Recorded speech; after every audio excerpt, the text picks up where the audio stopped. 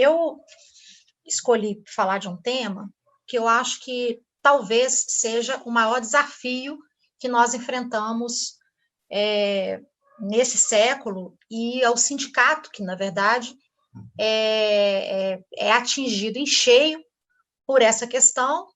e me parece que talvez seja, eu ousaria dizer que é o maior desafio dos sindicatos no mundo hoje, que é a questão da plataformização laboral. Então, eu creio que falar de direito sindical, né, sem pensarmos prospectivamente no quais são os desafios que, né, o juslaboralismo ele nos impõe nesse início de século, e é claro que quem está na linha de combate, na linha de frente, são os sindicatos, não é possível falar de ética sem falar dessa questão, que, na verdade, é uma consequência, né? No âmbito da proteção dos direitos trabalhistas,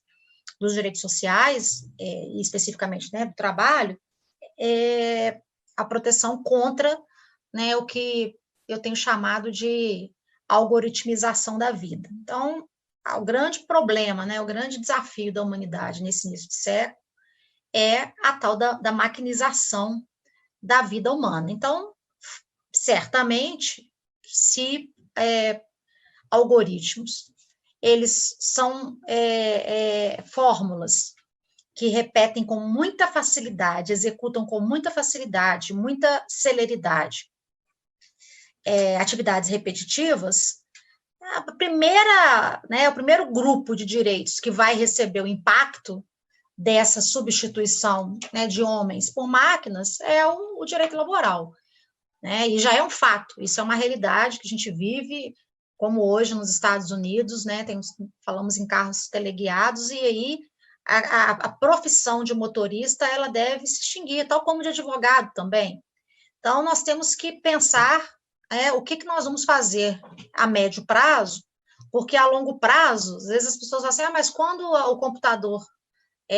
saiu, a gente ficava preocupado com os datilógrafos, e depois todo mundo mexe com o computador. Sim, mas a minha preocupação são os datilógrafos que estão vivendo naquele momento de datilografia e que não vai trabalhar com o computador. Então, essa zona, né,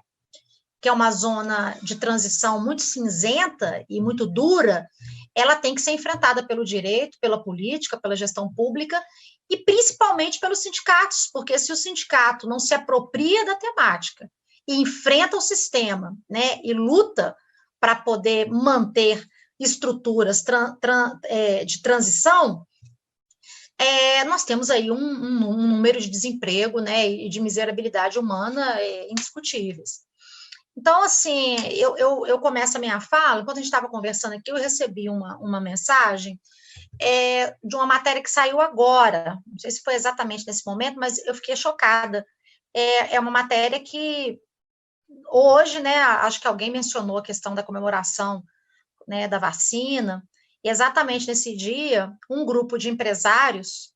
aqui de BH foram vacinados, burlando o regramento, né, do SUS, já existente, previsto em lei, pagando R$600 pela vacina, e a enfermeira atrasou para aplicar nele, no grupo de empresários e familiares, porque ela estava numa grande empresa, que é instalada aqui em Minas Gerais, aplicando lá nos seus funcionários. Então, vejam, não é uma questão de você tratar a pessoa carente de recursos como pobre coitado. É que nós vivemos um sistema capitalista cujo objetivo sempre do empresário é o lucro. Então, é óbvio que nós pensamos em sindicato enquanto representação, né, também da classe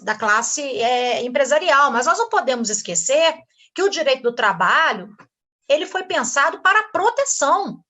né, do vulnerável, tal como o direito do consumidor, inclusive, que carrega, né, esse título, Código de Defesa do Consumidor, quer dizer, a gente já assume esse papel de defender o hipossuficiente. Então, a mesma coisa, se você não vive num sistema em que haja, né, intervenções mais consistentes do Estado, intervenções sociais, nós vamos viver segundo esse esquema do que está acontecendo hoje. Quem tem dinheiro paga e resolve, e na maioria das vezes é assim, e quem não tem, né, se dane. Então, nesse momento, isso está muito escancarado, porque nós vivemos num quadro pandêmico, e aí a coisa ficou, né, grave para todo mundo. Mas até nesse contexto, a gente vê o poder econômico falando mais alto. Então, por mais que eu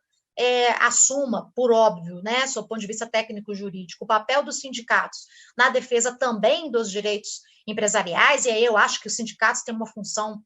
fundamental, que é a composição, quer dizer, eles têm que fazer uma composição em torno de um objetivo comum, porque o capitalismo, ele necessariamente se estrutura, né, em cima de capital, trabalho, insumos, e o trabalho, sem ele, não tem como eu falar em capitalismo. Bom, não tinha, porque agora o capitalismo, né, o cybercapitalismo, ele tem um dado mais grave, né, que é ainda um agravante num processo de exploração,